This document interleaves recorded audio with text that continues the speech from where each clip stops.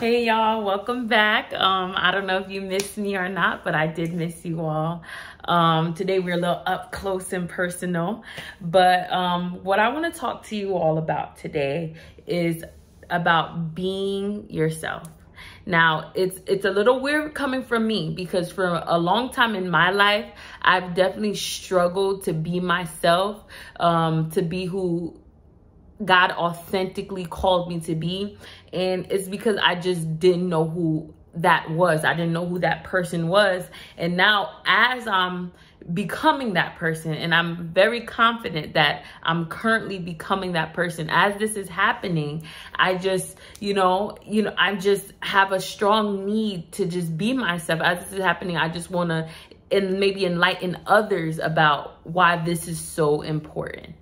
And this came about because, so recently, maybe a couple of days ago, I was invited to go speak at an event. And to prepare for the event, of course, you prepare your message and everything, but also you have to prepare yourself, physically. You got to get your hair done, got to get your nails done, your toes done. You got to, look the part. And I'm always itching when I get on camera. I don't know why, but you have to look the part. And it's an unfortunate thing in this world that people are not going to listen to you unless your appearance, matches what you want to say. Your appearance is in a way professional, or or if it's not like such a professional event, because this wasn't like a professional event. It was like a woman empowerment event, and we were supposed to wear like neon bright colors. So I got the brightest outfit I've ever worn in my life. And I don't even know if I'm gonna wear that outfit ever again in life, but I just wanted to do it up for the event. I just wanted to fit the part for the event, because that's what the theme was. So what it is I went to a hair salon. All right, I went to a hair salon so I could get this this lace put in or whatever, right? And while I was at the hair salon, not only is, I haven't been to a hair salon in 3 years, okay? And the reason I don't go to hair salons is because they take way too long. You have to literally clear out your whole day in order to go to these hair salons. When I tell you, when I went there 3 years ago, there was no such thing as appointments, because, appointments and ethnic people, that doesn't go together. So I didn't know that she started doing appointments. So me being me, I'm like, you know what? I'm going to wake up early before the place even opens so I could be the first one there to put my name on the list so I can get in. And I got there, the place opens at 10 o'clock. I get there to wait at 8:30. I put my name on the list. Of course, people don't come in to, the lady who actually does the hair, she doesn't get there until like almost 1 o'clock. But the people who come to braid your hair down and prepare you, they come at like 10:30. So I get in there, and then I realize that this woman has a 10 o'clock appointment. And then over the time, women are walking there, I have an appointment, I have an appointment. And I'm like, wow, they didn't take, I got there first. But because I didn't know there was appointments and other people had appointments, they took me, I think I was like the 7th in line. And I'm telling you, that's a long time. I got there at 8:30. I wasn't done and finished with my hair until like 8:40 at night. So 12 hours. Good thing I lived 5 minutes away. I was able to go home, get something to eat, shower, and come back. But it was crazy. It was definitely an experience that I'm not willing to do all the time at all. That's why I go back there every 3 years. But I got a little bit off topic. Y'all know how these salons are. But what today is really about is about while I was there. So while I was in this nail salon, this hair salon, I was looking around and I was noticing other ladies, and I was thinking, wow, another preparation I did in order for this event is I usually get my toenails. I usually do it like my hands. I usually do like a French manicure. But I said, maybe I want to relate more to ladies. I want to look more relatable. That was my thought process. My thought process is I want to look more relatable to other people. So I got my toenails white. That's the kind of trend right now, to do white toenails, right? Instead of, my usual French manicure, French pedicure. So I got white toenails. And So I have white toenails in that salon, and I have my AirPods in, and I'm sitting here waiting to get my hair done to get this wig put on, right? And I'm just looking around at all these other ladies, and they're beautiful ladies, you know, just regular ladies just like me. And I'm looking at people's toes, and all their toes are white. Most, like, everyone who had toe polish, not everyone, I seen one girl who she had a French, but she was like an older lady, just a little bit older than I am. But like girls who were like around my age, all of them, a lot of them, at least 4 of them I seen had white toenail polish. And that just, it just didn't make me feel good on the inside, because I never usually get white toenail polish, but I said I wanted to get that to be more relatable, right? But I got that, and I get to the salon, and I see so many women with the white toenail polish. And not only they have the white toenail polish now, they also have the AirPods in their ears, right? So I'm like, okay, so we all have our white toenail polish. We all have our AirPods in the ear, waiting to get the same kind of lace wig or lace frontal put on our hair. And I'm like, oh my God, it kind of got, it got very draining. I was overwhelmed. I'm not gonna lie to you guys. I was overwhelmed just by that. And not only that, I see a lot of ladies, they visibly look like, let me tell you ladies, when you're bleaching your skin, people know, it shows, it's very apparent that you're bleaching your skin. I hope you, because bleached skin does not look like regular skin. It looks like a skin that has been in some way chemically processed. So I seen a few ladies with bleached skin, you know, and then I'm like, oh my God, why are you doing this to yourself, Mom? Like, you don't have to do this. Like, you know what I'm saying? The white toenail polish, the AirPods in the ear, waiting to get the same kind of lace wig, bleached skin, you know, everybody want to be tatted, everybody want to be tatted up. I'm not saying tattoos are a bad thing. I'm not saying a lace wig a bad thing. I'm not saying white toenail polish is a bad thing, okay? And bleaching skin is a bad thing, because that has negative effects later down the line that could cause skin cancer and everything. But everything else, it's not a bad thing. But I'm just saying, like, this world wants, for some reason, it just wants all of us to be the same. It just wants all of us to be the same. It wants we all on the same kind of trend, following the same trends that are set for us. And it's like, that's not okay. We have to be different. Like, I looked down at my toenails. I said, I'm never getting white toenails again. I'm never doing that. And it's not, I just want you guys to understand that it's not the white toenails. It's not the white toenails. If you get white toenails out there, that's good for you. You better get them white toenails if that looks good on you. If that's what you truly want from your heart, go ahead and do it. But what I truly usually want from my heart is a French pedicure.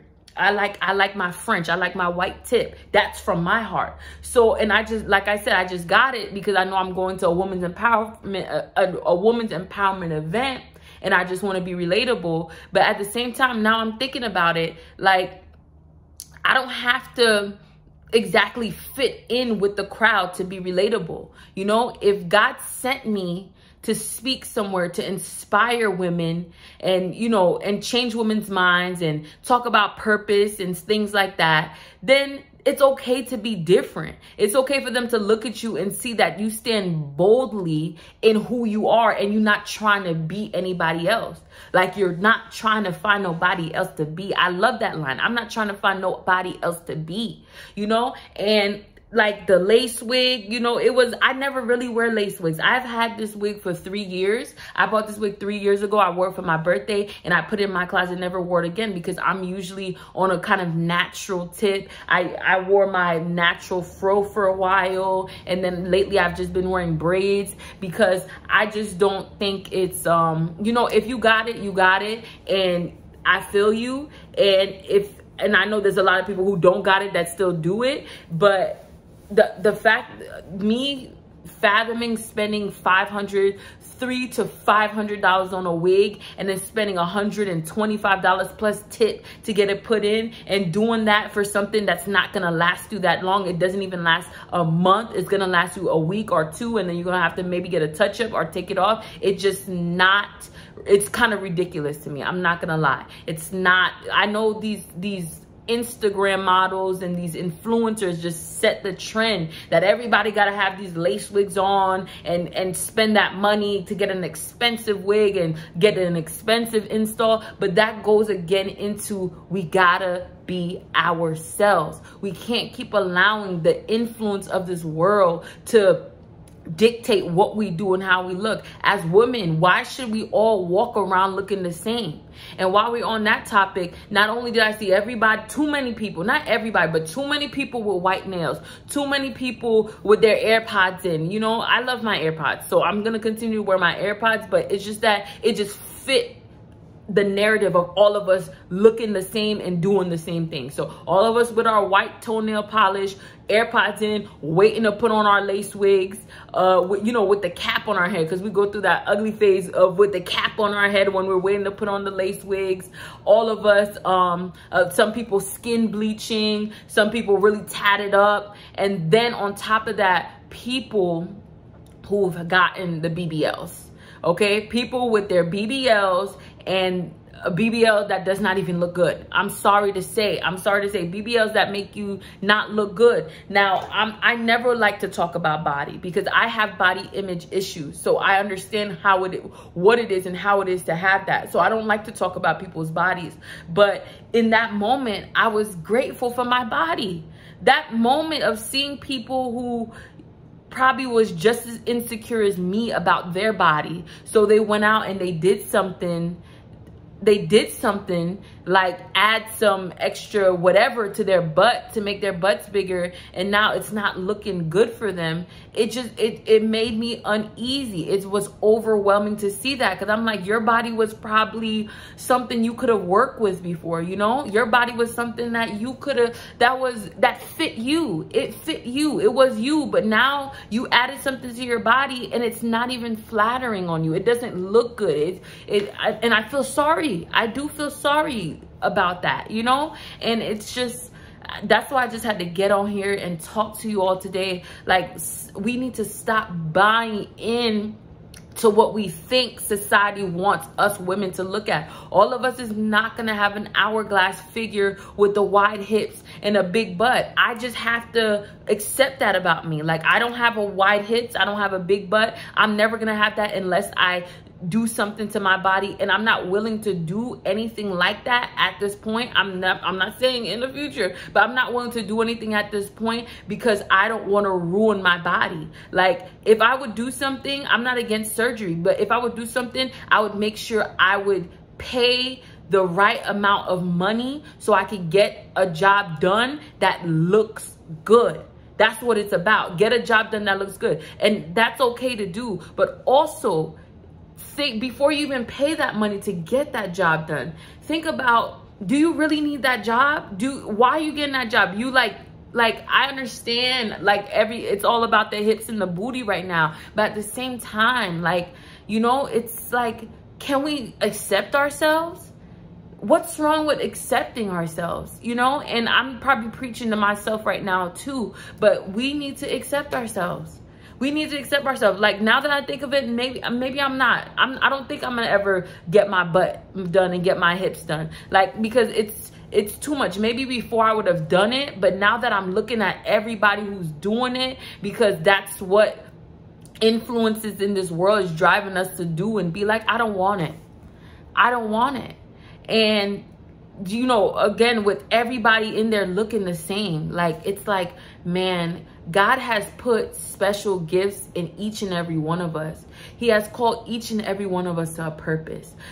He has a man in mind for each and every one of us. Like, it's not feasible, and it's not normal, and it's not okay, it's not good that we all look the same. It's not what it's supposed to be. We were never all supposed to look the same. Okay, I'm a strong believer in what we are born with is a part of our purpose. You know, what God has given us, it fits into our purpose. We just have to perfect it. You know what I'm saying? That's why I'm on my way to the gym right now. You have to perfect what God has given you, but in the most natural way possible. Okay, so there's nothing wrong in getting a weave sometimes. There's nothing wrong with it. I myself, I just got VSG.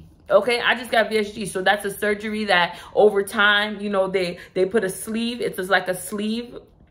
They like cut your stomach down to like a small sleeve, basically a small size banana. So I can't eat as much as I used to do. I used to eat because usually I used to overeat. Now over time, I'm going to drop a lot of weight, but that's just natural stuff. That's natural stuff. It's not, I'm over 100 pounds overweight. So me losing weight, that's good for my health. That's natural. Okay. That's losing weight and having being at a goal weight. That's just something that you can do for your body. And listen, I'm still an advocate of trying to do it naturally, because before I went under and I did this surgery, before I did that, I was in the gym 3 years. It was when COVID hit, I stopped going to the gym, but I was in the gym working out like crazy, jogging 6 miles nonstop as a form of my workout, lifting weights, squatting 190 pounds. And I was consistent. I was a CrossFitter for 1 year. So nobody could tell me nothing. I really put work into this healthy lifestyle, losing weight type of thing. It just, because I just could never get my eating under control, I had to take a step, because, you know, I can't just be stuck in this same position for the rest of my life. But that's just the extent of what I had to do. But if you don't have to do that, definitely don't do that. And if you have to do something to you, make sure it's like something that's natural. You understand? Something that's natural, because no one could tell me that I'm supposed to be 130, 40 pounds overweight. You know, that's risky. That's a health risk. So me losing that weight, that's good for my body, and me being at a goal weight, that's still my natural body going down to its goal weight. That's period. It's not like adding something to your body that in a lifetime you would never have.